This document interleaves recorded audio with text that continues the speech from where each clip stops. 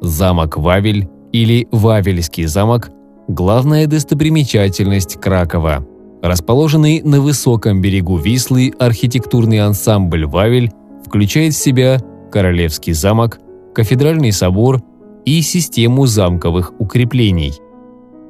Со второй половины XI века и до начала XVII Вавель являлся резиденцией польских королей. Наибольшего расцвета Вавель достигает в XIV веке при короле Казимире Великом, когда Краков становится столицей государства. После того, как в начале XVII века в Вавельском замке случился пожар, король Сигизмунд III Ваза решил его не восстанавливать, а перенести столицу в Варшаву. Это произошло в 1609 году. Однако Вавельский замок и собор еще долгое время оставались местом коронации польских королей. В середине XIX века, когда Краковом владели австрийцы, в замке был размещен их гарнизон и усилены крепостные стены. Однако по-настоящему восстановительные работы и реставрация начались здесь лишь в начале XX века.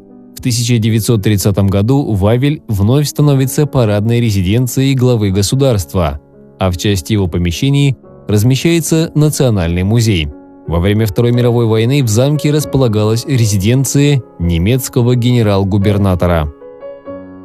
Сегодня в замке разместилась музейная экспозиция, посвященная быту польских королей, королевские покои, тронный зал, сокровищница и оружейная палата, а также выставка археологических находок «Утраченный Вавель».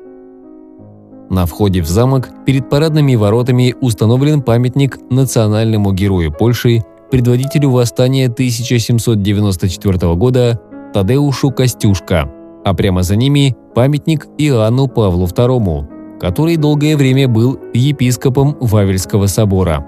Сам собор находится слева от парадных ворот. Пройдя мимо него, мы окажемся во дворе Королевского замка. Большая часть современных стен замка была возведена в XVII веке при сыне Сигизмунда III Владиславе IV Вазе, том самом, что с 1610 по 1613 годы считался государем, царем и великим князем всея Руси. Замковые укрепления, выходящие на Вислу, построены в конце XVIII века. Во дворе Королевского замка находится самое старое здание в Кракове – ротонда Пресвятой Девы Марии, которая была построена в конце X века, когда Краков входил в состав Великой Моравии.